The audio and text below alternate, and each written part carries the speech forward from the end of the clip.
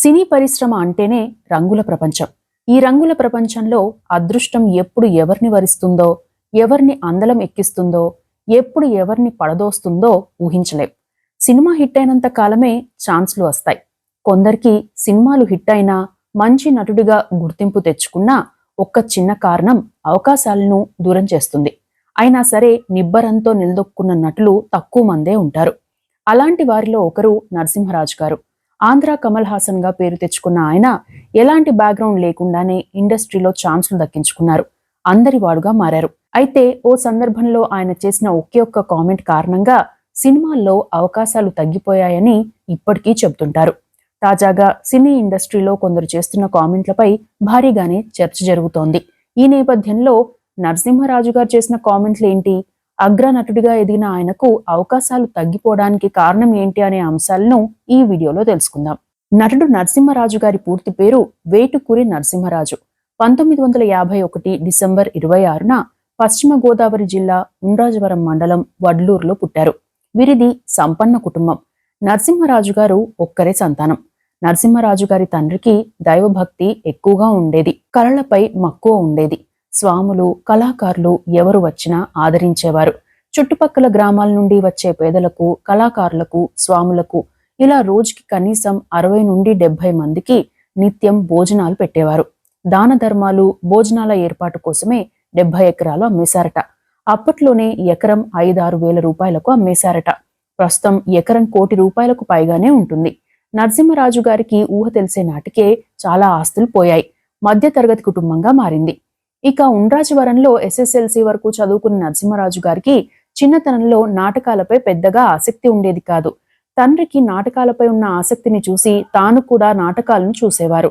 క్రమంగా సినిమాలు అలవాటయ్యాయి.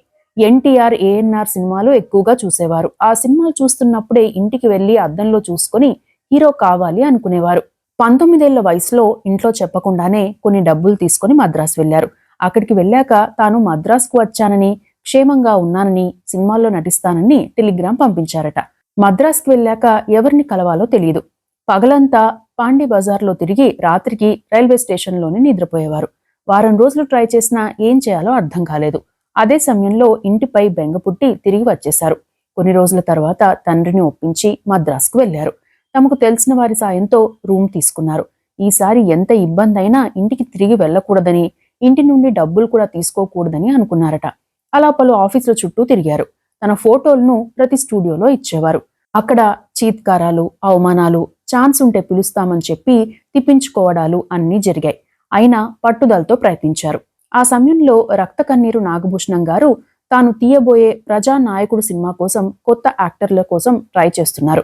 అప్పటికే పలు ఆఫీసుల్లో తన ఫోటోలు ఇచ్చారు. ఆ ఆఫీస్లో నరసింహరాజు గారి ఫోటోలను చూసిన నాగభూషణం గారి మేకప్ మ్యాన్ చిరంజీవి గారు నరసింహరాజు గారి గురించి నాగభూషణం గారికి చెప్పారట. ఆయన సూచన మేరకు నరసింహరాజు గారి రూమ్ కి వచ్చి మరీ ఆఫీస్కి తీసుకువెళ్లారట. అక్కడ నరసింహరాజు గారిని చూసిన డైరెక్టర్ మధుసూదన్ రావు గారు మేకప్ టెస్ట్ లేకుండానే నరసింహరాజు గారిని సెలెక్ట్ చేశారు. సీనియర్ నటులైన జగ్గయ్య, జానకి గారితో కలిసి తొలి సీన్లో నరసింహరాజుకి నటించే ఛాన్స్ వచ్చింది. అక్కడే అసలైన పరీక్ష ఎదురైంది. అనుభవం లేకపోవడం, కెమెరా ముందు తడబడ్డం, తొలి సీన్ కావడంతో సీనియర్ యాక్టర్ల ముందు తన యాక్టింగ్ తేలిపోయింది. దీంతో అప్పటికప్పుడు ఆ సీన్ వాయిదా వేసి హైదరాబాద్లో షూటింగ్ ఉంటుందని చెప్పి మరుసటి స్కెడ్యూల్ ఇచ్చి పంపించేశారు. అయితే తనను సినిమా నుండి తీసి చంద్రమోహన్ గారిని ఎంపిక చేశారు అనే విషయం 2 రోజుల తర్వాత గానీ నరసింహరాజు గారికి తెలియలేదు. నటుడిగా తనకు అనుభవం లేకపోవడంతోనే తీసేసి ఉంటారనుకుని పట్టుదలతో నటన మీద దృష్టి పెట్టారు. సొంతంగా ప్రాక్టీస్ చేసేవారు. కొన్ని రోజుల తర్వాత నవశక్తి పిక్చర్స్ అధినేత గంగాధర్ రావు గారు తాను తీయబోయే నీడలేని ఆడది సినిమా కోసం కొత్త యాక్టర్స్ ని వెతుకుతున్నారని డైరెక్టర్ రామసూరి ద్వారా తెలుసుకున్న నరసింహరాజు గారు వెళ్లి ఆయన్ని కలిశారు. అప్పటికి ఆ సినిమా కోసం శరత్ బాబు గారు ఎంపికయ్యారు.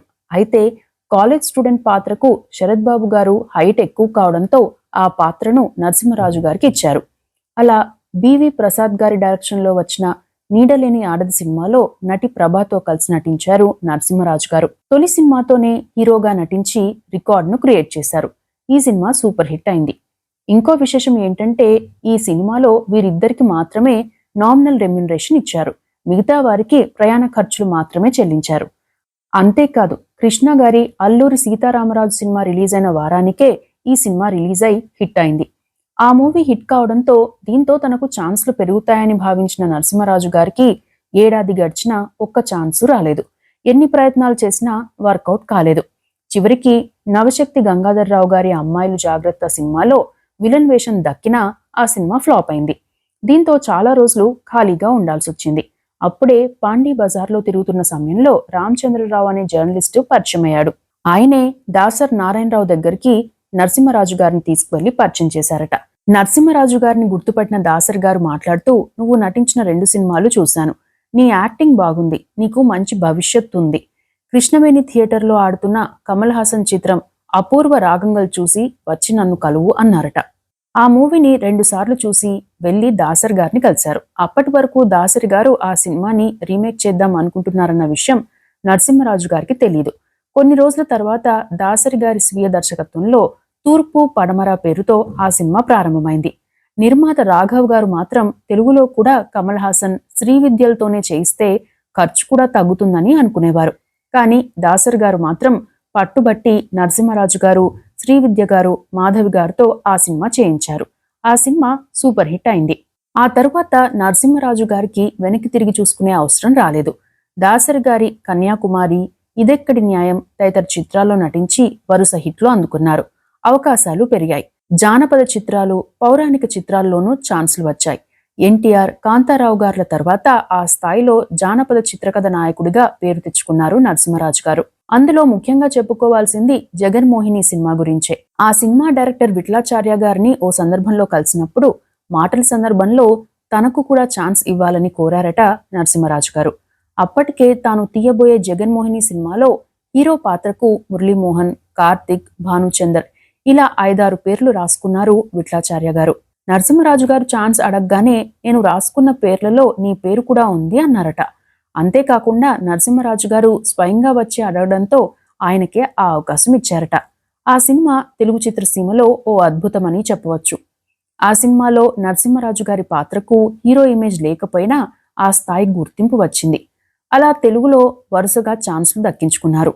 10 ఏళ్లలో పౌరాణిక, జానపద, సాంఘిక చిత్రాల్లో 100కు పైగా సినిమాల్లో చేశారు. 20 సినిమాల్లో వివిధ పాత్రలు పోషించారు. సూపర్ స్టార్ కృష్ణ గారు, విజయ నిర్మల గారి ప్రతి సినిమాలో నరసింహరాజు గారు ఉండేవారు.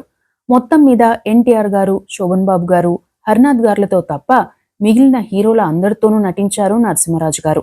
మెగాస్టార్ చిరంజీవితో మంచి స్నేహం ఉండేది. ఆయనతో కలిసి పునాదిరాళ్ళు, పున్నమి నాగు సినిమాల్లో నటించారు. చిరంజీవి గారి కెరీర్లో ఈ సినిమాలు చాలా కీలకమైనవి కూడా. అయితే ఆ సమయంలోనే ఓ ఘటన జరిగింది. జగన్మోహిని సినిమా పూర్తయి విడుదలకు సిద్ధంగా ఉండగా ఆడదంటే అలుసా సినిమా సెట్స్లో ఉంది.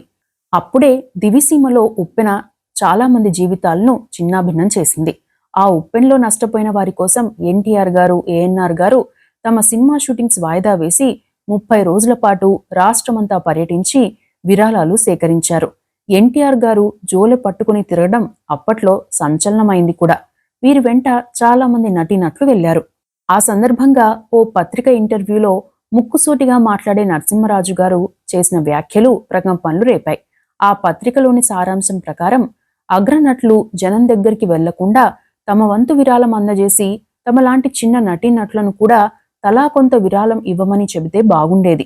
వారు షూటింగ్స్ ఆపేసుకున్న 30 రోజుల్లో సినిమా పూర్తి చేసి వచ్చిన పారితోషికాన్ని విరాళంగా ఇస్తే ఇంకా బాగుండేది అని వ్యాఖ్యానించారు. ఎన్టీఆర్ గారు, ఏఎన్ఆర్ గారు ఓవైపు విరాళాలు సేకరిస్తుంటే నరసింహరాజు గారు ఇలా వ్యాఖ్యానించడం పెద్ద దుమారమే రేపింది. కొందరైతే ఎన్టీఆర్ గారిని, ఏఎన్ఆర్ గారిని విమర్శించే స్థాయికి నరసింహరాజు వచ్చాడా, అతని చేతులు నరికేస్తాం, అతను నటించిన సినిమాలను ఆడనివ్వమని బహిరంగంగానే వార్నింగ్ ఇచ్చారు. మరికొందరు సమర్థించారు. మరికొందరు పెద్దవాళ్లతో పెట్టుకుంటావా అని సున్నితంగా మందలించారు. ఆ వివాదం సమయంలో నరసింహరాజు గారి చేతిలో 6 సినిమాలున్నాయి. మరో అంశం కూడా ఈ వివాదానికి ఆజ్యం పోసింది. ఎన్టీఆర్ గారు నటించిన సింహబలుడు, కృష్ణ గారు నటించిన సింహగర్జన్లు విడుదలయ్యాయి. వాటికి పోటీగా జగన్మోహిని సినిమాను రిలీజ్ చేశారు విఠలాచార్య గారు. ఆ మూవీ తెలుగులో 100 రోజులు ఆడితే తమిళంలో ఏకంగా 1 సంవత్సరం పాటు ఆడింది. దీంతో కొన్ని రాజకీయాలు మొదలయ్యాయనే చర్చ కూడా అప్పట్లో నడిచింది. ఆ అంశంపై నరసింహరాజు గారు ఓ ఇంటర్వ్యూలో మాట్లాడుతూ, అప్పట్లో నేను అన్న చిన్న మాటను పెద్దదిగా చూపారు. యంగ్ ఏజ్లో ముక్కుసూటిగా మాట్లాడేవాణ్ణి. నాకు తెలియకుండానే అలా మాట్లాడాను. అందరికీ వివాదాలే ఎక్కువ ఇష్టం కదా, అదే ప్రచారం చేశారు.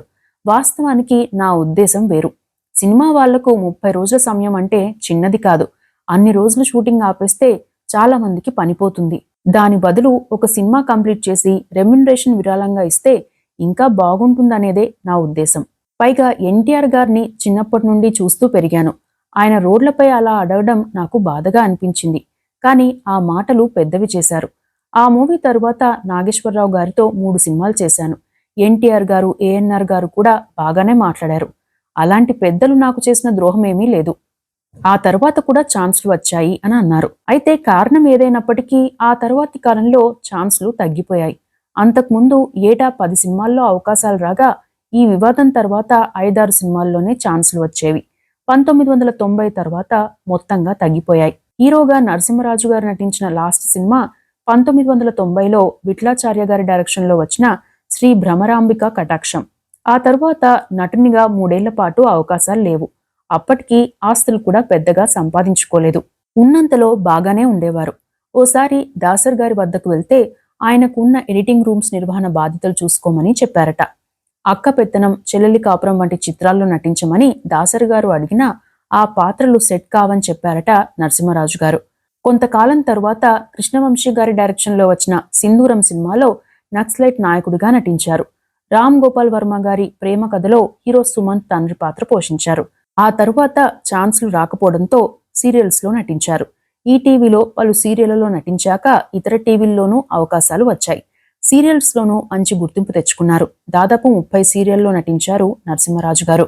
ఇక విఠలాచార్య గారి కుమారుడు రాజా గారి డైరెక్షన్లో నరసింహరాజు గారు సారథి హీరోలుగా ఇంటర్నేషనల్ ఫుల్స్ అనే ఇంగ్లీష్ కామెడీ సినిమా కూడా వచ్చింది. ఈ సినిమానే తెలుగులో లంబూ జంబూ పేరుతో డబ్ చేసి రిలీజ్ చేసేందుకు 2 లక్షలు పెట్టుబడి పెట్టారట.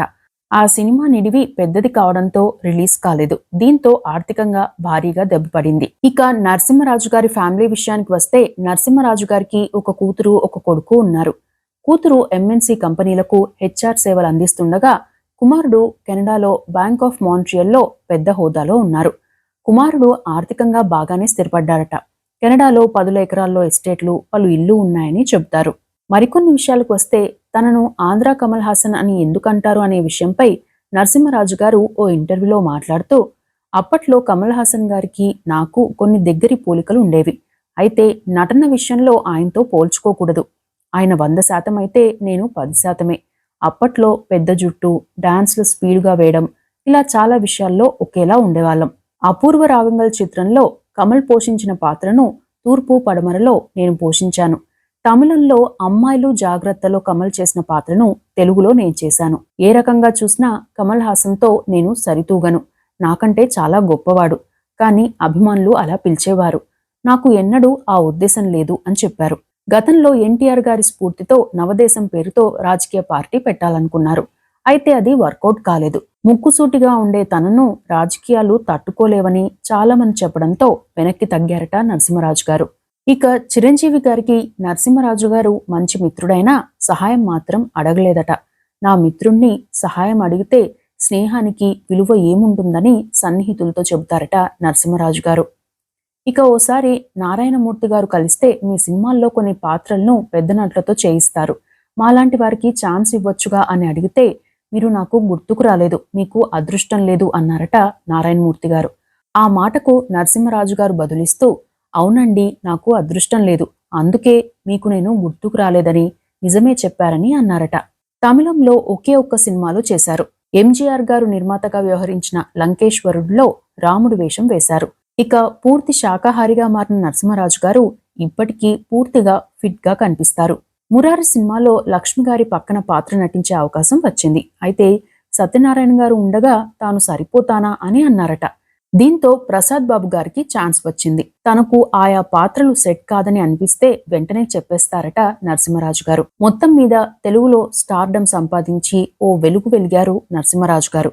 ఆ తర్వాతి కాలంలో సీరియల్స్లో అవకాశాలు వచ్చాయి. అందుకు కారణం ఏదైనా కావచ్చు. కానీ వెండితెరైనా బుల్లితెరైనా నటించేందుకు సిద్ధమై మళ్లీ ప్రేక్షకులను తన నటనతో ఆకట్టుకోవచ్చని నిరూపించారు నరసింహరాజు గారు. ఆయనకు ఇంకా మంచి అవకాశాలు రావాలని, మరిన్ని పాత్రల్లో నటించి ప్రేక్షకులను అలరించాలని కోరుకుందాం. ఇవి నటుడు నరసింహరాజు గారికి సంబంధించిన అంశాలు.